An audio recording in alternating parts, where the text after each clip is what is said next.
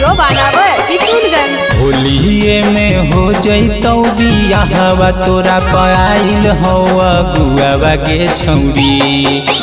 होलिये में हो जैतौ बियाहवा तोरा पआइल हवा गुआवा के छौरी। के कारा में डालबै अब की रंगवा के कर खइबै अब की पुआवा के छौरी। के कारा में डालबै हरियर रंगवा के कर खइबै अब की पुआवा के छौरी। के कारा में डालबै हरियर रंगवा के कर खइबै अब की पुआवा के छौरी। पुआवा के छौरी। Music by Manikant सुगुन।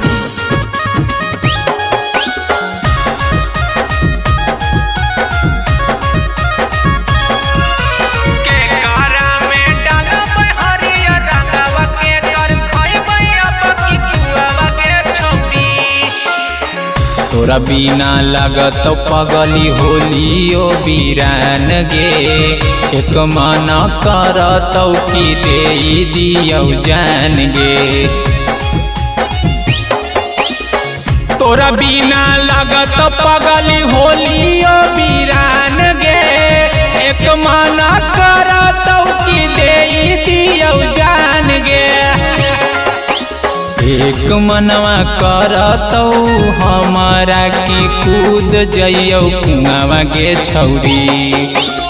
एक मनवा करतौ हमारा की कूद जइयौ कुआवा के छौरी। के कारा में डालबै हरियर रंगवा के कर खइबै अब की पुआवा के छौरी। के कारा में डालबै हरियर रंगवा के कर खइबै अब की पुआवा के छौरी। के कारा में डालबै हरियर रंगवा के कर खइबै अब की पुआवा के छौरी। पुआवा के छौरी। Music by Manikant सुगुन।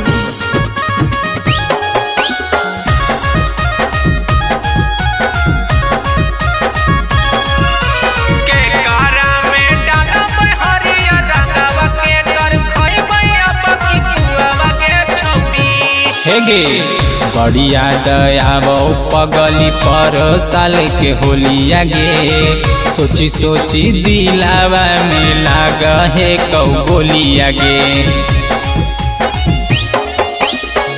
बड़ी याद आवो पगली पर साल के होलिया गे। सोची सोची दिलावा में लाग है कौ बोलिया गे। विकास परदेसी रोशन पुजरिया के कहतै लफुआवा के छौरी। विकास परदेसी रोशन डीजे के कहतै लफुआवा के छौरी।